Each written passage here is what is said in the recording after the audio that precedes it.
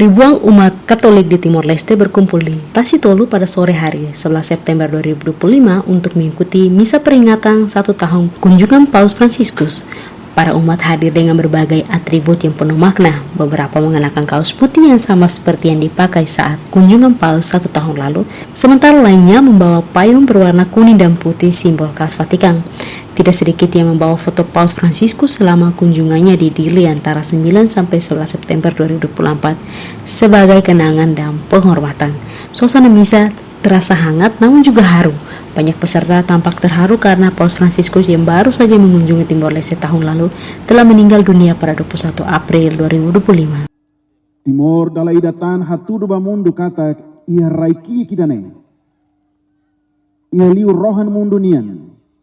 Ia Roman fiar katolika nian ebe nabilan da daun ia kontinente asiatika nia laran. Papa Francisco harehetan Roman idane. Ia Timor sir ni fuan. Ia labarik sira. Ia foinsa sira. Katuas ferik sira. Roman evangelho nian. Maksai sei for Roman baitania kultura. Noitania toman sira. Podinune valor sira evangelho nian bele moris. Nohola isin. Ia ita Timor oan ni fuan.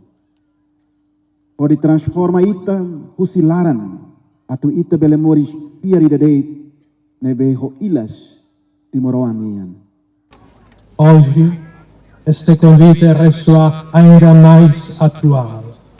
O Evangelho que recebestes dos missionários e que os vossos mártires selaram com sangue deve continuar a ser luz para as famílias, fermento de paz na sociedade e fonte de esperança para as novas gerações.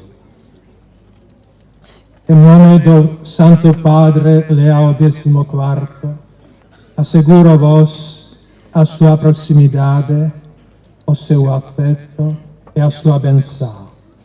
Dengan wilayah 1 tahun ini, terutama senang karena antusiasme umat dalam merayakan kehadiran Papa Fransiskus selama 1 tahun untuk merayakan 1 tahun ini untuk mengingatkan kembali umat Katolik di Timor Leste mengenai iman mereka sebagai orang Katolik dan terutama menghayati apa yang mereka rencanakan atau ketiga keuskupan ini canangkan, yaitu membuat iman itu menjadi baik.